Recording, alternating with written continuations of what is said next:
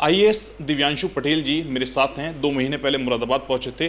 अब उत्तर प्रदेश टैक्स के मामले में नंबर 1 आया है, जिसमें हाउस टैक्स रिकवरी के मामले में यूपी का मुरादाबाद जिला नंबर 1 के स्थान पर आया है। सर से जानेंगे किस तरीके से मुरादाबाद में आकर कार्य किया गया है। जी सर।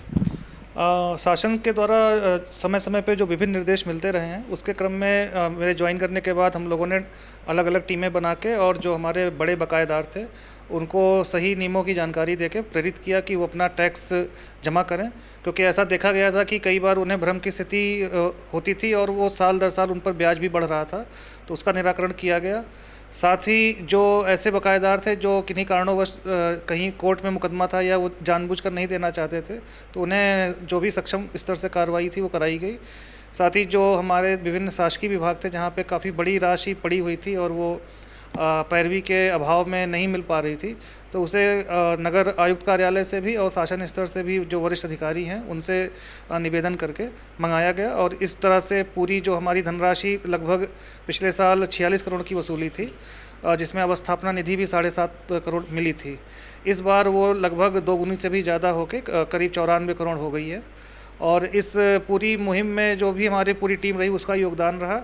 साथ ही जो शासन की एक नई स्कीम लॉन्च हुई है सीएम ग्रिड योजना, तो सीएम ग्रिड योजना के अंतर्गत 125% वसूली का टारगेट शासन से तय था और 125% वसूली यदि कोई निगम करता है तो उसे जो भी वह धनराशि वसूलता है उसका डबल सीएम ग्रिड योजना में मिलता है। तो एक इस योजना ने भी प्रेरणा का काम किया, सभी निगमों के लिए किया, सबने अच्छा काम किया है। और मुरादाबाद में चूँकि लगभग 50 करोड़ ज़्यादा वसूली पिछले वर्ष से हुई है, तो जो अधिकतम धनराशि है सीएम ग्रिड योजना के तहत लगभग 100 करोड़ रुपए वो इस साल हमें मिलेगा। बड़ा रिकॉर्ड बनाया है। अगले साल के लिए क्या कुछ खास तैयारी रहेगी और क्या कुछ बाकी बकायादारों से अपील रहेगी? शासन के द्वारा जीआईएस सर्वे को लागू करने के लिए सख्ती से निर्देश दिए गए हैं और मेरे ज्वाइन करने के बाद मैंने सबसे पहला इस पर ही ध्यान दिया था और माननीय महापौर जी के साथ हमने लगातार बैठकें करके अब हमने एक सर्कुलर भी जारी किया है और माननीय महापौर जी ने भी जीआईएस सर्वे को पूरी सख्ती से लागू करने के लिए निर्देशित किया है नगर निगम के अधिकारियों को, ताकि मुरादाबाद में जो पोटेंशियल है करीब 130 से 40 करोड़ हर साल टैक्स वसूलने का पोटेंशियल मुरादाबाद में शुरू से रहा है।